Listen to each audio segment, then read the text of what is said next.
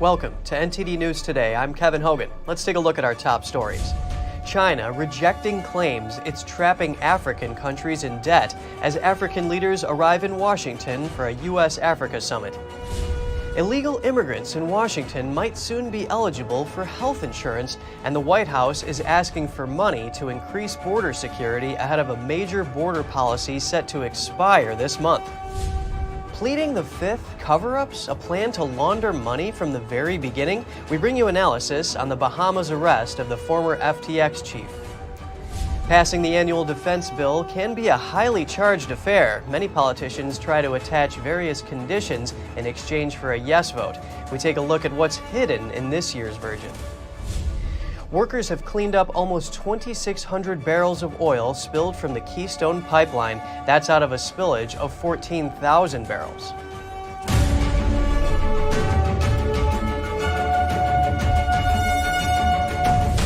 Energy Secretary Jennifer Granholm has announced a major scientific breakthrough. It comes after a decades-long quest to tap nuclear fusion, the energy that powers the sun and stars.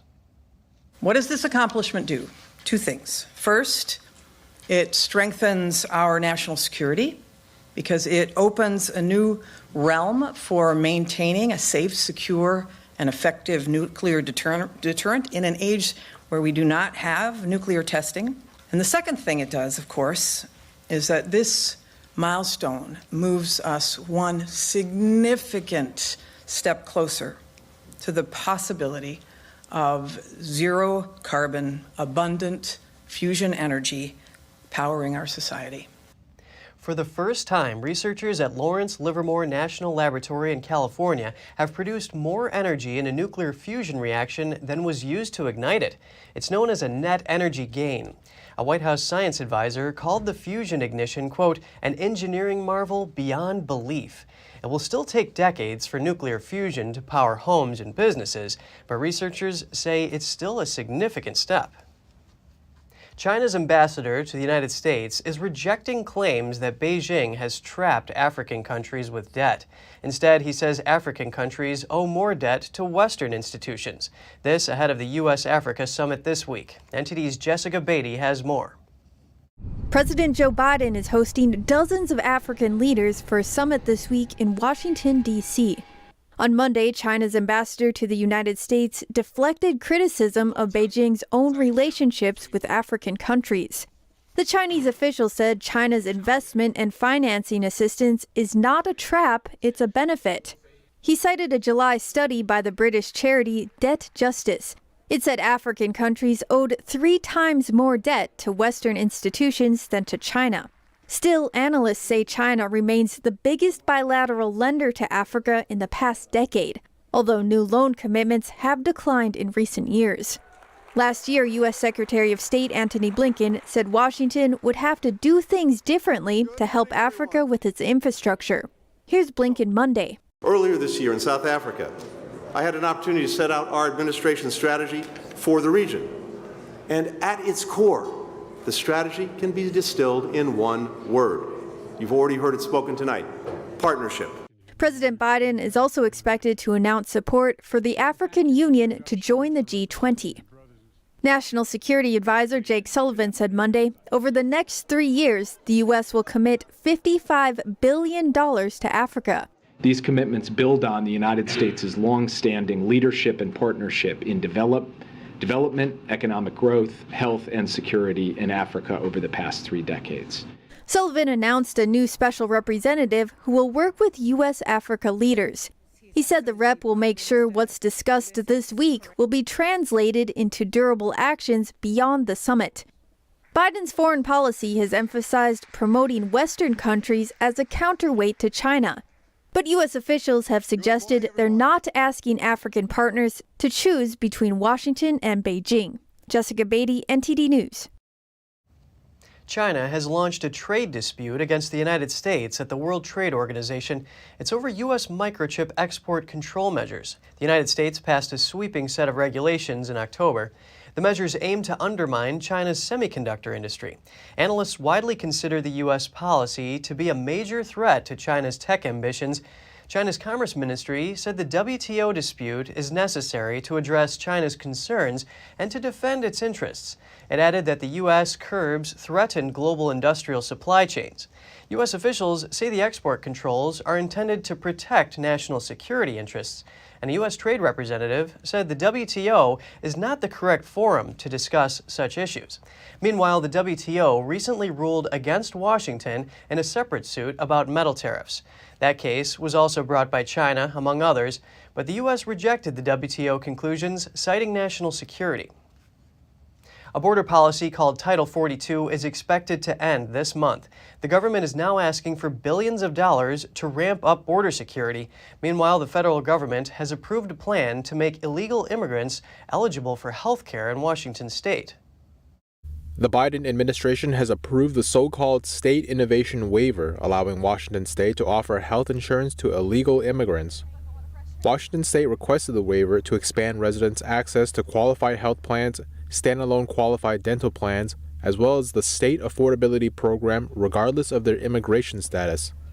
Biden administration departments say the waiver will help Washington work towards its goal of improving health equity and reducing racial disparities by expanding access to coverage for the uninsured population through the state exchange, all the while not increasing costs for those currently enrolled. A senior fellow at the Manhattan Institute reportedly predicts the health insurance waiver in Washington could cost taxpayers up to $1 billion per year. The waiver will be effective from January 2024 through December 2028, subject to the state accepting specific terms and conditions. Meanwhile, at the southern border on Sunday, 1,500 people crossed the Rio Grande overnight from Mexico into El Paso, Texas. Reports say this could be one of the biggest single crossings ever in the region. In total, CBP encountered about 2,400 illegal immigrants attempting to enter the El Paso sector on Sunday. That's according to a website maintained by the city of El Paso. CBP has not yet published its own statistics for November, but September and October saw a sharp rise in migrant encounters in El Paso from a year ago. Officials are preparing for a further rise in immigrants crossing to the U.S. starting from December 21st, which is when the border policy known as Title 42 is set to expire. Title 42 was implemented by then-President Trump at the beginning of the COVID-19 pandemic. Illegal immigrants processed under the policy are not permitted to request asylum in the U.S. and are removed from the country. Department of Homeland Security estimates that between 9,000 to 14,000 immigrants could try to enter the country illegally each day after Title 42 disappears. The White House is now preparing for the predicted influx, asking Congress for more than $3 billion to beef up border security. Officials say they would have asked for the money regardless of Title 42 expiring. The former CEO of the collapsed cryptocurrency exchange FTX has been arrested in the Bahamas. The U.S. has filed criminal charges against him, and he is likely to be extradited to the U.S. We get some analysis on the timing of his arrest, possible cover-ups, and a congressman's response. Joining us now to discuss is author and economist Jeffrey Tucker, who's also the founder and president of the Brownstone Institute. Good to have you on the show, Jeffrey. Oh, it's nice to be here. We've been following this FTX thing now for several weeks because it does impact on the pandemic response and American politics in a very profound way. Right, and Sam Bankman-Fried, the CEO, was arrested in the Bahamas the day before he was meant to testify virtually before the House Financial Services Committee. What do you make of this? Well, I'm suspicious of it because, the idea of the Democrats was going to bring him in and ask him some tough questions, but we know the way this thing was going to fall out. I mean, he was the second biggest funder of the Democratic Party. There's a lot of people out there who have a lot of things to cover up. And so the idea is that when he's not under prosecution, he could have gone there voluntarily, and they could have asked him a lot of softball questions and that sort of thing, and he would have tried to elicit the sympathies of the audience, and then they could thank him profusely for his truthfulness and for his transparency, which is, I think, what would have happened. But now he's in a kind of a slightly different situation where if he is extradited, first of all, it's going to take months because he's going to appeal the extradition. So that's not going to happen.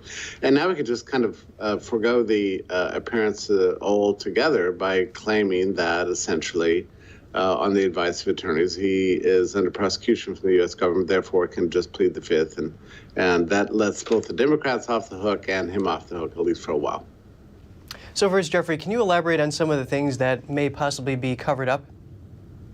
Well, they're relying on the traditional stuff. You know, when there's fancy finance going on, the government will always rely on things like wire fraud and money laundering, wire transfer fraud. You know, which is what happens when you lie and you're running a scam. You can say, well, you didn't tell the truth in your marketing.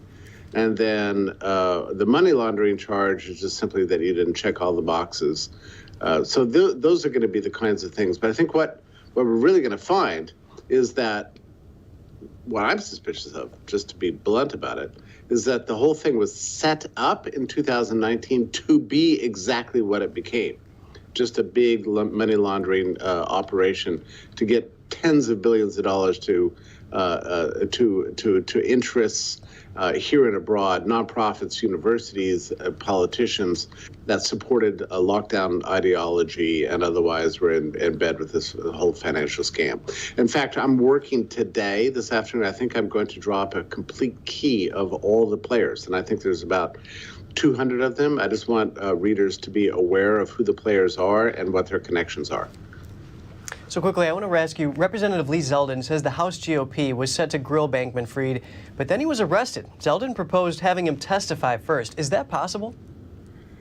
Well, I think now that he's arrested, he cannot be forced to testify. That's my understanding of the law. Or if he does testify, he could just plead his constitutional rights to against incriminating himself. So I think that, it's very interesting. I think what we're going to have now, is my prediction, is we're going to have about 3, 4, 5 months of sort of back and forth with the Bahama authorities, and they're not going to turn him over to the U.S. And during that time, the hope will be that the story will die down and nobody really care anymore, and then the whole thing can be swept under the carpet. That's what I think they're trying to do. I don't think it's going to work, but I think that's the idea. Very good to have your analysis. Author and economist Jeffrey Tucker, thank you so much for coming on today. It's my pleasure. Thank you. The House of Representatives just passed the nearly $860 billion National Defense Authorization Act, or NDAA. That's an annual must-pass bill setting defense spending levels. Here's a look at what's inside the bill and what was left out. NTD's Daniel Monahan has more. In a major win for critics of President Biden's COVID-19 policies, this year's NDAA will include a repeal of a vaccine mandate for military service members. Here's Senator Ron Johnson. The bottom line here is the vaccine does not prevent infection, does not prevent transmission. So why would we make anybody take it? It is insane. Under the mandate, all federal employees, including military service members, were required to take the COVID-19 vaccine or lose their jobs. Efforts to repeal the mandate once and for all ramped up among Republicans over the past several weeks. House Minority Leader Kevin McCarthy on Fox News. We will secure lifting that vaccine mandate on our military, because what we're finding is they're kicking out men and women that have been serving. Democrats yielded on the issue, giving Republicans a major policy win. Now turning to Ukraine, the bill will also grant another $800 million of taxpayer funds to the Ukraine Security Assistance Initiative. The United States has already sent around $68 billion in humanitarian and military assistance to Ukraine in 3 major packages. Critics point out that Americans are in the dark as to how exactly Ukraine is using the aid. Reports indicate that weapons purchased with taxpayer funds have wound up as far afield as Nigeria, falling into the hands of terror groups. Calls have escalated among Republicans for Ukraine's use of taxpayer funds to be audited. I'm calling for an audit of every single penny that has been sent to Ukraine, including aid money and any other monies that have been given to the Ukrainian government. As for abortion, the bill does not address an abortion policy recently announced by Defense Secretary Lloyd Austin. That policy would see taxpayer dollars used to fund travel costs for women in the military to get abortions. Republicans were quick to blast the decision, with Senator Roger Marshall calling it outrageous. While the text of the bill does not actively give the green light to this policy, it also does not contain language prohibiting it. This means that if the bill passes with no prohibition of the policy, taxpayers will find themselves indirectly footing the bill for abortions. Meanwhile, an effort by Senator Amy Klobuchar to attach a controversial bill rider to the package was rejected. The so-called Journalism Competition and Protection Act would supersede some existing antitrust laws. This would enable media companies to band together to negotiate with big tech platforms such as Facebook, Google, and Twitter. Here's Senator Mike Lee. The JCPA has great potential to be disastrous for competition in the news industry itself. Lee says it also has great potential to crush local news under the thumbs of big tech and big media. Senator Joe Manchin's proposal to change fossil fuel permit regulations also didn't make it to the NDAA. Manchin's proposal would make it easier for new fossil fuel ventures to receive a federal green light. Currently, these ventures can take years to kick off due to federal red tape and stringent environmental regulations. The bottom line is how much suffering and how much pain do you want to inflict on the American people for the time? I can assure you, basically, the longer the time goes, the more the price goes up. That's what we're facing in America today in energy. The NDAA will now head to the Senate, where it is likely to pass along largely bipartisan lines. A question mark remains over whether President Biden will sign the bill, as it would undo his August 2021 vaccine mandate. Daniel Monahan, NTD News. A suspect accused of making a bomb that killed 270 people in Scotland made his first appearance in a Washington federal court on Monday ahead of being formally charged in the attack. Former Libyan intelligence operative Abu Aguila Muhammad Masoud Khair al-Marimi's appearance comes 34 years after Pan Am Flight 103 exploded in the air over Lockerbie, Scotland, en route from London to New York City, killing everyone aboard and 11 people on the ground. Among them, Kara Weeps's 20-year-old brother, Richard Manetti. He was hysterical and had a wicked sense of humor, but he also could be, a big brother and be a pain in the butt at times, and I could be a bratty little sister. So it was a very normal relationship in that respect. Weeps told Reuters agents alerted her that Masoud was in U.S. custody after more than 3 decades. It was a surreal moment. It was one of those, is this really happening? I had been cautiously optimistic that it was going to happen when I didn't know, obviously, but I had a lot of confidence in our officials to get it done and to gain custody of him. Court documents described Masoud as an expert bomb maker who joined one of Libya's intelligence services in the 1970s and took part in a number of operations, reaching the rank of colonel.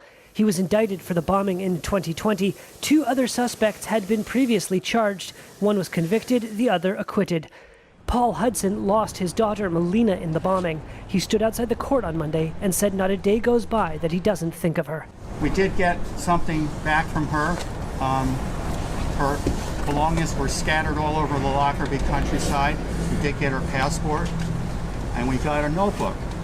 And the notebook had on the cover the quote, "No one dies unless they're forgotten." And I've tried to live by that.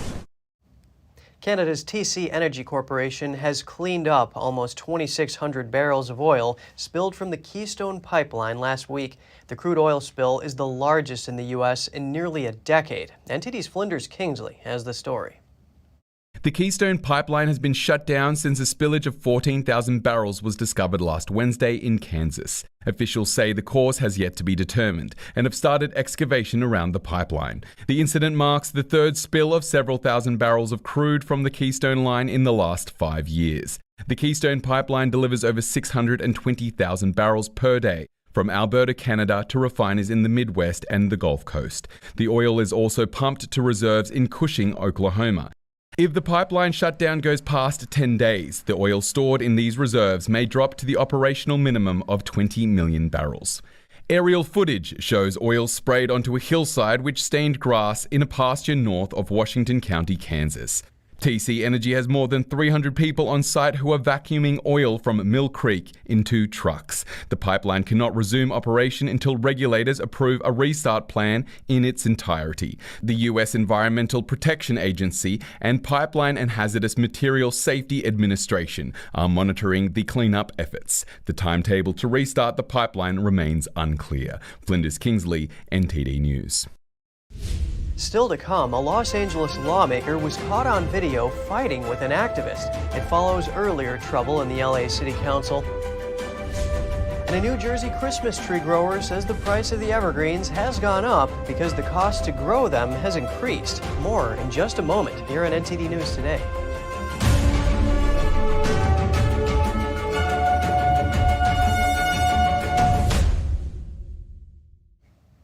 A Los Angeles councilman, Kevin De Leon, was involved in a fight with an activist. A new video shows the moments before the brawl erupted. A 35-second video of the incident was posted to Twitter. You can see what appears to be De Leon, who was wearing a Santa hat for most of the video, pushing local organizer Jason Reedy into a table. The incident happened after the crowd surrounded him, following him to an exit. You can also see Reedy holding a phone in De Leon's face. The crowd was calling for his resignation because of leaked audio earlier this year that he and another council member made racist comments about a fellow council member's child. That audio prompted the resignation of the Los Angeles City Council president. De Leon said in a statement that he was acting in self-defense after being headbutted by Reedy. Virginia Governor Glenn Youngkin has scheduled a special election for February to replace late U.S. Congressman Donald McEachin, who died last month soon after winning re-election. Several candidates have already launched bids, including Democrat State Delegate Lamont Bagby. He said he wants to, quote, take on radical Republicans who are trying to reverse the progress we have made. Lawyer Joe Preston and businessman Travaris Marks also have begun bids. Highlighting his service in the U.S. Army, Marks said he isn't a career politician while describing himself as a progressive Democrat. Virginia State Senator Jennifer McClellan filed a statement of her candidacy. Her team told media outlets that she would be making a major announcement. Democrat McEachin won re-election in November by defeating Republican Leon Benjamin. Benjamin has said he'll run in the special election. McEachin's office says the 61-year-old congressman died in late November after a battle with cancer. He was preparing to serve his fourth term in Congress. A former women's soccer player from Virginia Tech is suing her ex-coach. Now, a federal judge has ruled that the suit can continue. According to ex-player Kirsten Henning, she refused to kneel in support of social justice initiatives, including Black Lives Matter. She says her coach retaliated, which violated her First Amendment rights. Prior to the team's opening game in 2020, a unity statement issued by a committee for racial and social justice was read over the loudspeakers. Henning and two of her teammates refused to show support by kneeling with the rest of the team. According to a ruling issued by a federal judge, at halftime, the coach berated Henning in front of her teammates and limited her playing time in subsequent games. Henning resigned from the team after the third game. The coach argues that his actions were due to her play. After hearing oral arguments from both parties, the court sided with Henning to allow the case to proceed to trial. Another coach in the hot seat, Texas men's basketball coach Chris Beard. He's been arrested on a felony charge for family violence. Jail records show that Beard was arrested by Austin police early Monday morning. The charge is assaulting a family or household member and impeding breathing. It's a third-degree felony with a possible punishment of 2 to 10 years in prison. According to the arrest affidavit, a woman who told police she is Beard's fiancé said they had been in an argument. She said she broke his glasses before he, quote, became super violent.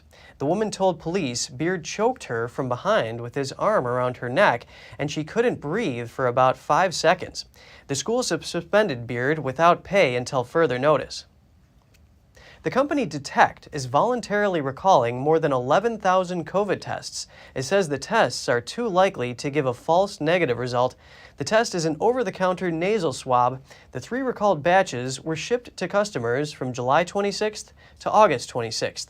Detect says it has not received any reports of false negatives, and the recall is being done out of an abundance of caution. It is offering a refund for the affected tests. You can find more information on the FDA website. Twitter is cleaning out its closet and metaphorically holding a yard sale.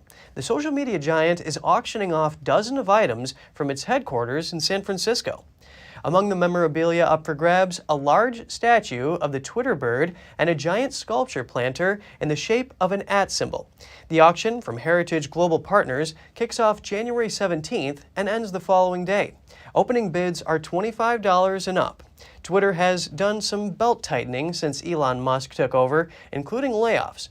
But the president of the auction company said in an interview with Fortune that this sell-off is not a desperate cash grab. Winter storms left over 20 inches of snow during the weekend in Ketchum, Idaho. That's according to a National Weather Service video posted on Twitter. A powerful winter storm system moved across the U.S. Northwest, Plains, and Southwest on Monday. It brought frigid temperatures, blizzard-like conditions, and freezing rains that threatened to snarl traffic and cause power outages.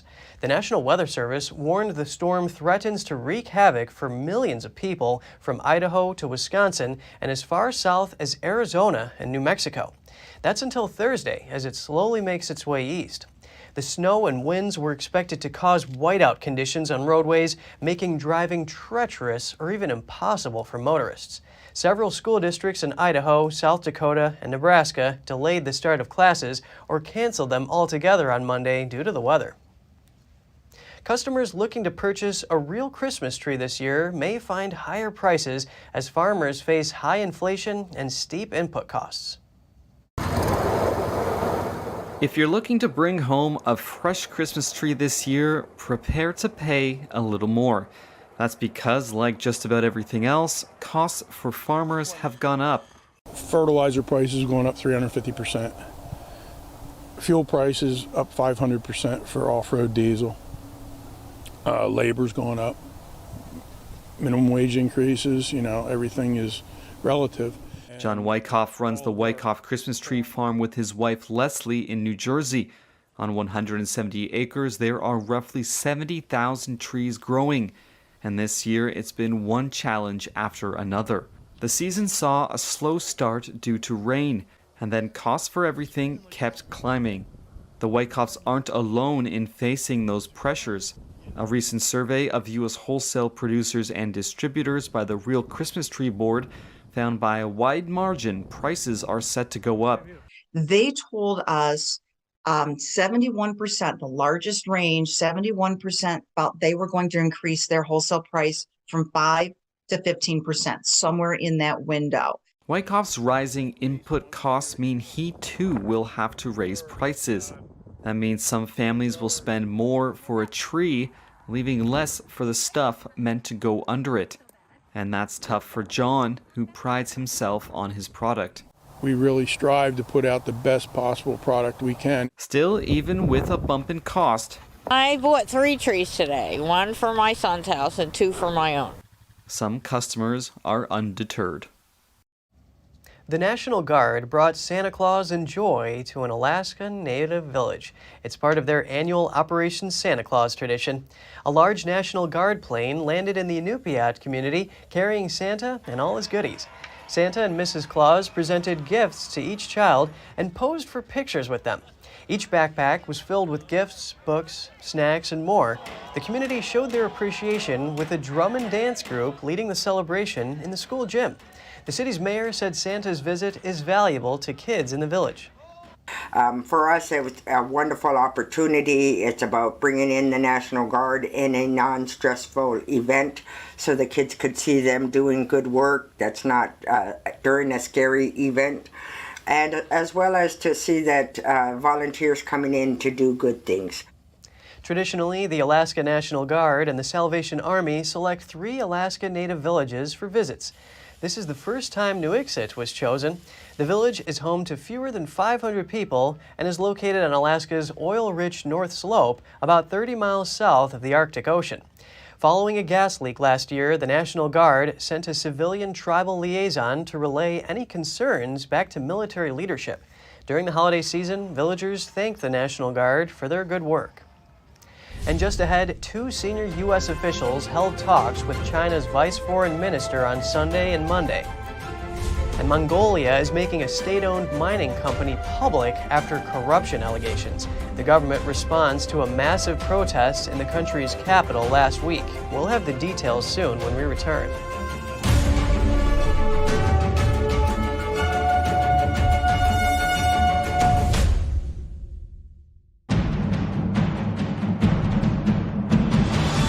performance that truly matters. For each and every one of us.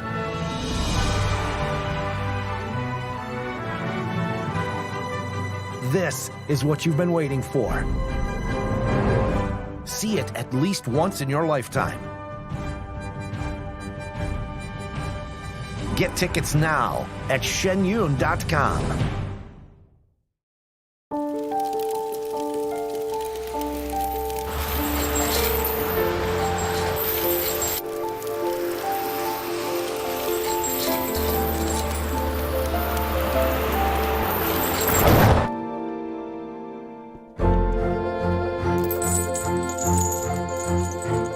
Did you know dragging chains can spark a wildfire? Only you can prevent wildfires.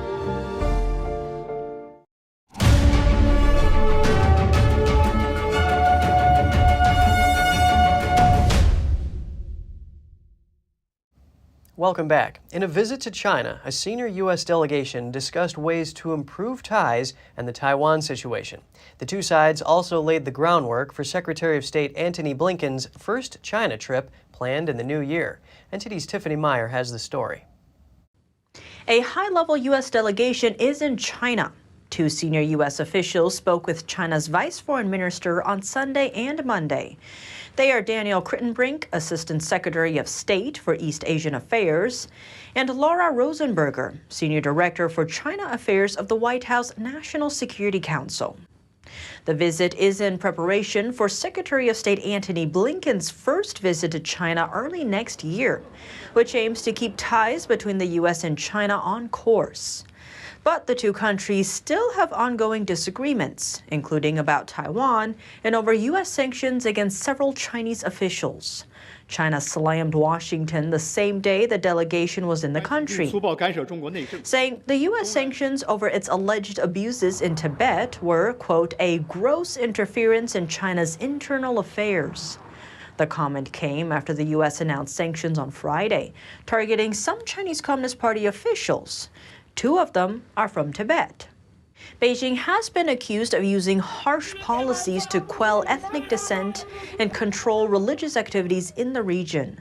The sanction list also includes a CCP official in connection with the persecution of Falun Gong. The U.S. delegation also plans to visit South Korea and Japan to consult on a range of regional issues. China is expected to be on the agenda.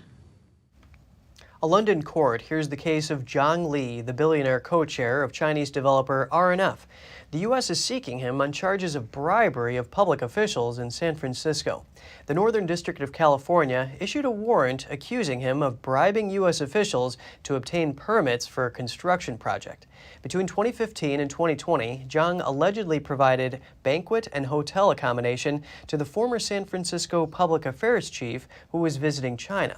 Zhang has been arrested by police and is now facing extradition proceedings to the United States. He has offered to bail himself out with more than $18 million. RNF is headquartered in Guangzhou, China, and operates in the U.S. through a U.S.-based subsidiary known as ZNL. Former U.S. Marine pilot Daniel Duggan was arrested in Australia. He is accused of breaking a U.S. arms control law. A 2017 indictment says he trained Chinese military pilots to land on aircraft carriers. It also says he provided military training to Chinese pilots through a South African flight school on 3 occasions in 2010 and 2012. Duggan's lawyer said he denies breaching any law. He says Duggan is an Australian citizen who has renounced his U.S. citizenship. Duggan was allegedly contracted directly by an unnamed Chinese national to provide services to a Chinese state-owned company. That included evaluations of Chinese military pilot trainees, testing of naval aviation-related equipment, and instruction on landing planes on aircraft carriers. Mongolia plans to take a state-owned mining company public. The company is involved in a corruption scandal that sparked a massive protest last week. State-owned ETT mines the majority of Mongolia's coal. It holds most of the 6 billion tons of deposits near the Chinese border. However, the government said in October that about 400,000 tons of coal that the company produced in recent years is unaccounted for. Earlier allegations suggested that between 2011 and 2017, nearly 1 million tons of coal was exported without being registered. Last week, thousands of protesters took to the streets of the capital, Ulaanbaatar, demanding action against those they called coal thieves. The Prime Minister is suggesting making the government-owned companies public so the mining sector will be made open to citizens and therefore eliminate corruption. Mongolia's justice minister says the government is working to ensure the investigation won't disrupt exports from the project. They will also avoid scrutiny from Chinese coal buyers, who account for about 85% of the country's coal sales. Mongolia plans to appoint an international auditor to look into ETT's financial status. All contracts signed by the company are now publicly available. They've also disclosed details about more than 20,000 truck owners involved in the company's coal shipments. Authorities are looking into more than 7,000 trucks that repeatedly shipped coal to the Chinese border between 2013 and 2017, but which appear to have arrived empty. And if you have any news tips or feedback for the show, don't hesitate to email us at news.today@ntd.com. And just ahead, the Kremlin cancels Russian President Putin's usual year-end marathon press conference. The news comes 10 months after the start of the Ukraine war. And thousands of British railroad workers plan to start strikes over the Christmas season. Workers want more pay and better working conditions. More shortly here on NTD News Today.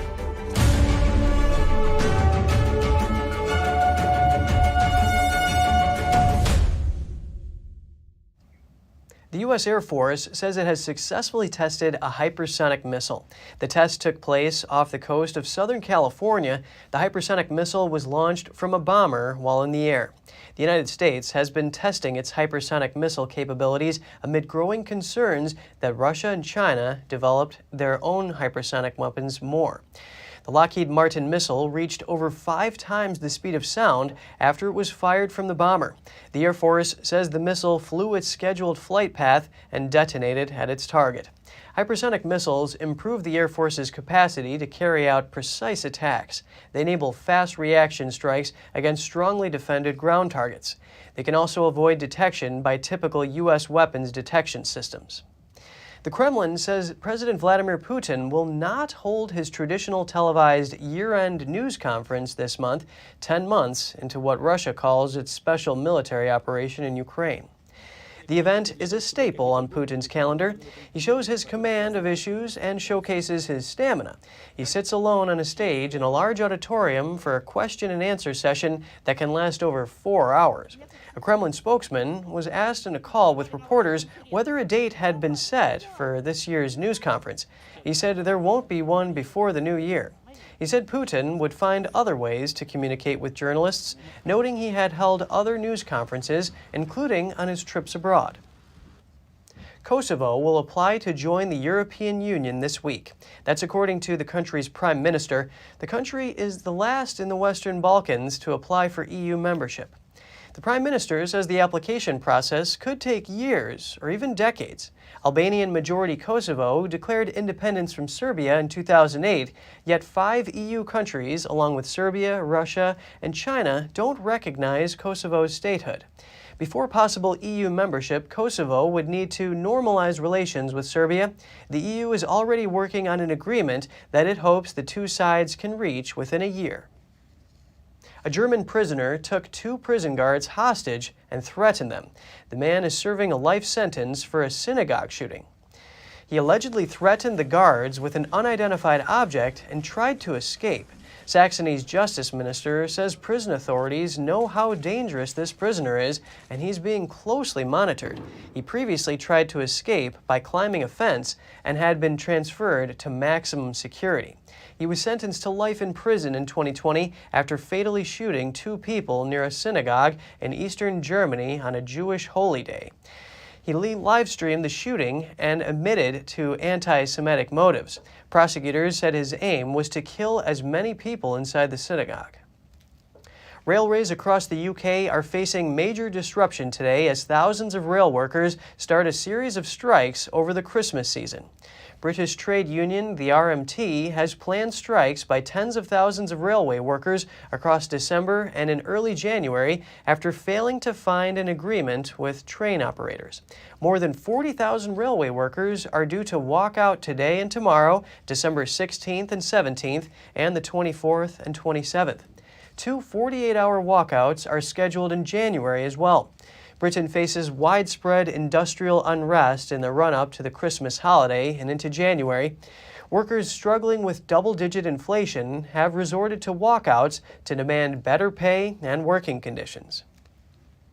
Australia's largest telecommunications firm says over 130,000 customers were impacted by an internal error that exposed customer details. Telstra holds almost 19 million customer accounts, equivalent to 3/4 of Australia's population. It said an internal review found the details were made publicly available due to a misalignment of databases. In a blog post, Telstra said some customers' names, numbers, and addresses were listed when they should not have been. The announcement comes after the company in October suffered what it called a small data breach that affected employee data. Australia has been on high alert since telecom firm Optus revealed in September that a cyber attack may have compromised up to 10 million customer accounts. It was one of Australia's biggest cybersecurity breaches. And coming up, Apollo's Chariot fountain is lifted from its base in the gardens of the Palace of Versailles. It's the beginning of an 18-month restoration of the gilded lead sculpture. And Madrid, Spain hosts its first ice sculpture exhibition, unusual given the hot, dry climate of the country. Stay tuned for more on that when we return.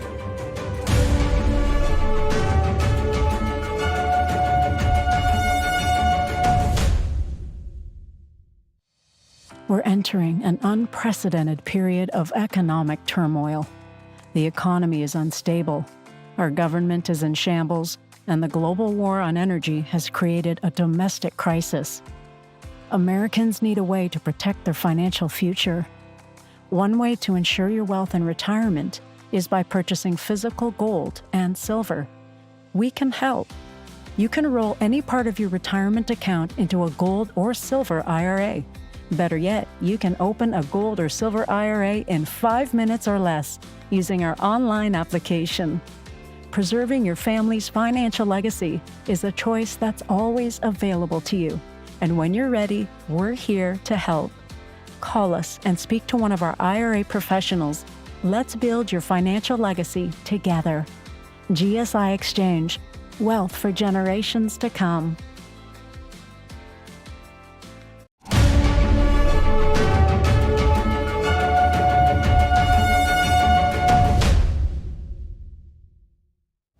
Good to have you back with us. Apollo's Chariot fountain has been lifted from its base in the gardens of the Palace of Versailles. It's the beginning of an 18-month restoration of the gilded lead sculpture. NTD's Andrew Thomas has more on the restoration work. For the first time, the iconic Apollo's Chariot sculptures are being removed from the fountain at Versailles. The artwork is by Jean-Baptiste Tubby. It was created in 1671 during the reign of Louis XIV, also known as the Sun King. Until now, restoration work was limited to its surface. It was already considered as an urgent matter when I started at Versailles. So it's about time that 10 years later we get the opportunity to do so. And that's what's happening thanks to the support of our sponsor, CGA-CGM, who came forward for this project. So we are proud to do it now because, as you know, we are preparing for the Paris 2024 Olympic Games. Apollo's Chariot fountain consists of 13 statues and weighs more than 30 tons. The metal structures which support the fountain have rusted and warped, and the damage has left the fountain in need of critical remedial work. Apollo has suffered the impact of time, and over the 3 centuries, the metallic structure which support the sculpture made of lead have rusted and collapsed, bringing the whole structure down. There are big cracks in the sculpture because of that. And it's not because of the lead, but the metallic structure in each sculpture. The restorers will first disassemble the 13 statues. Then they will re-gild them and strengthen the stone base. This restoration work will consist of stripping all the paint off, rebuild a strong metallic structure for each sculpture, putting each damaged sculpture back into shape, and putting it all back together. This work will take close to a year, and it will be quite something. And then we'll see the crane again, where you will see Apollo dressed in gold come back to its fountain. Parisians are looking forward to seeing the Apollo statue in full glory again. Andrew Thomas, NTD News. Spain is famous for its Mediterranean climate with hot, dry summers, but now Madrid is hosting its first international ice sculpture exhibition, and Spaniards love it. Here's the story. Madrid has launched the 2022 Ice Festival, an international exhibition featuring some of the world's best ice sculptures. This year, we have one of the best exhibitions because we have used more than 100 tons of ice, and we have had the best sculptors in the world from 10 different countries, and there are people of the highest level. This is the first time the Spanish capital has put on an ice sculpture exhibition, and it has become an instant hit. I think the figures are spectacular. I find it incredible that they can do something so spectacular with ice. They are very detailed figures. The truth is that I loved it. It is very, very nice, and I highly recommend coming to see it. It's the first time I've seen something like this. It is spectacular. It is wonderful. They are great pieces, like this unicorn. It is beautiful. Everything is wonderful and fantastic.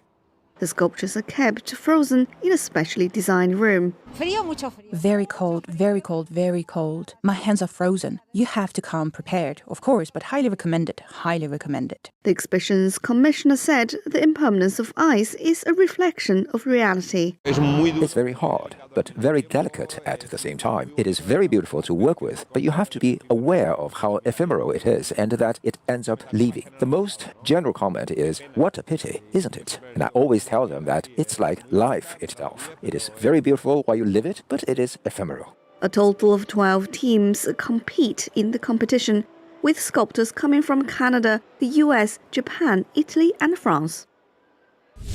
Coming up, falconry continues to be popular in the Arab world. It's a traditional sport that dates back thousands of years among nomadic groups. And a cat warning in Qatar. The furry creatures are trying to steal the thunder from World Cup footballers. We'll be back with more soon here on NTD News.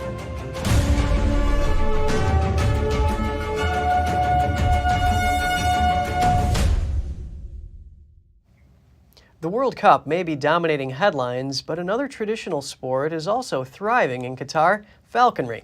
The pastime has endured for millennia in the Arab world. NTD's Andrew Thomas has more on these trained birds of prey. Every day, falconer Sultan bin Nasser Al Humaidi drives out before sunset to train his beloved falcon in the desert in Doha. It's a traditional sport that dates back thousands of years among a group of nomadic Arab tribes. Previously, falconry was a source of livelihood. 4-5 households would survive from the hunts. A man would hunt and share the food with his neighbors. Now it has become a hobby. There's less hunting. It's a hobby that brings us joy. It allows us to break the mundane routine at work. It's entertainment. The 43-year-old Qatari owns 5 falcons. He trains them to catch ducks and pigeons 6 days a week. It's a family tradition. He owned his first falcon when he was just 10 years old. I've been surrounded by falcons since I was a boy. This is a tradition we inherited from our grandfathers. Our fathers and grandfathers in turn inherited this from their grandfathers. The love of falcons is something deeply ingrained in us. They've been with us since we were kids. This is a hobby we want to pass on to our children. The falconers need to keep up with their birds when they're hunting, so they speed across the rocky desert in a 4x4 vehicle.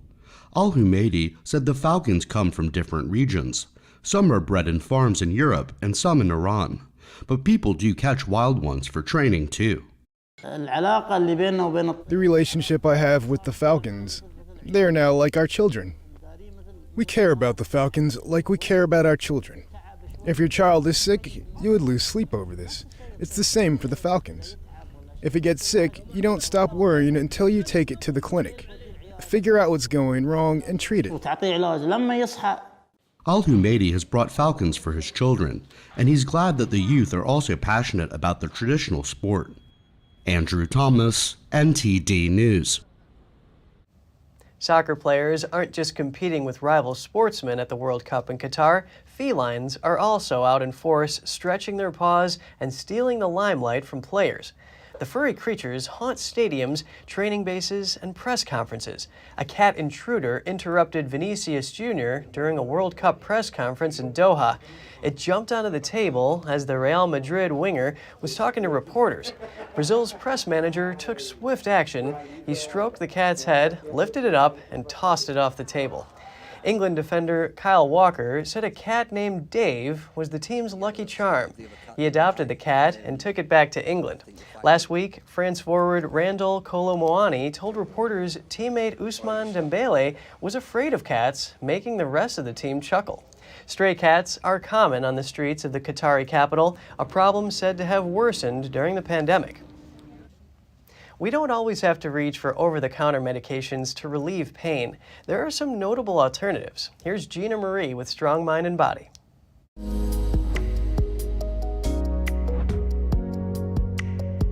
It's common to reach for pills when we experience aches and pains, but there are some other options to consider like rest, relaxation, or a natural remedy. Natural remedies have a long history. In some cases, they can be more powerful than over-the-counter medications. They can also be more comforting, have less side effects, and be more cost-effective. They are also great alternatives for folks who don't react well to pharmaceuticals. Let's look at 4 examples, starting with willow bark. Willow bark is one natural pain reliever that may be useful. It has been used for centuries to help ease inflammation. Inflammation is the common cause for most aches and pains. It can be brewed in a tea or come in liquid and capsule form.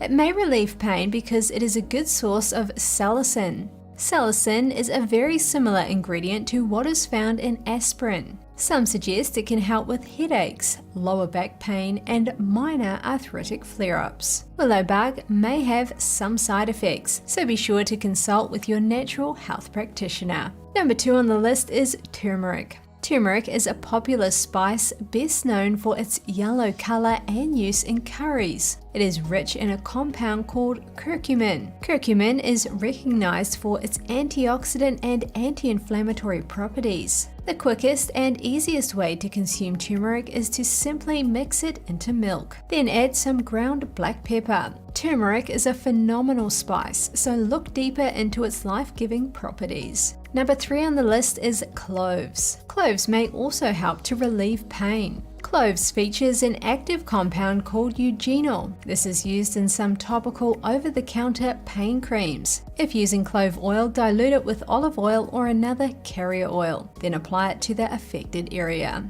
And number 4 on the list is heat and ice. Heat and ice are tested and true treatments for pain relief. They can help take care of moderate pain and reduce swelling. Cold works best to bring down swelling. Heat works best to loosen up joints and muscles. So there you have it. Willow bark, turmeric, cloves plus heat and ice. A marine fossil just discovered in Australia is being compared to the Rosetta Stone. It's the complete skeleton of an Elasmosaurus from around 100 million years ago. That's a type of long-necked marine reptile that coexisted with the dinosaurs during the early Cretaceous period. It's rare to find a fossil of the Elasmosaurus with the head and the body together, since the animal had such a long, slender neck. A team of paleontologists from Queensland Museum Network is conducting the research. There's still so much we don't know about these animals that were swimming in this ancient inland sea 100 million years ago, including how many species of these long-necked plesiosaurs, for instance, were there. So something as simple as that, just how many species there were, we don't really know exactly. So this animal here that has a head with a body attached to it allows us to unravel some of that species diversity. Australia's Queensland was largely covered in a vast sea during the early Cretaceous period, so fossils of marine reptiles are commonly found across the state. But this is the first complete skeleton of its kind. A 90-year-old woman in Illinois finally received her diploma 71 years after she first enrolled in college. Joyce DeFau started as a freshman at Northern Illinois in 1951, but dropped out to get married. Later, one of her 17 grandchildren, herself a student at Northern Illinois, convinced her grandmother to go back to school. It took 3 years for DeFau to finish her education, which she did online, partly in response to the pandemic. It was the first time she had ever used a computer. On Sunday, Joyce was finally able to put on the cap and gown and cross the stage to pick up her bachelor's degree. She's a true example of lifelong learning, a special inspiration to others, her family, and her 28 great-grandchildren. That's all for today's program. We're really glad to have you with us. Please send us an email if you'd like to tell us something. We're going to put it on screen. For podcasters, that's news.today@ntd.com. I'm Kevin Hogan, NTD News, New York City.